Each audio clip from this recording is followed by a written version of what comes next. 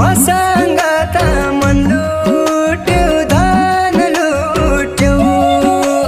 सबै लुट्यो का छुट्यो अब रुना धर्केर मरेपछि खुसी नै खुसी मिल्छ होला र मर्ने जति कोही पनि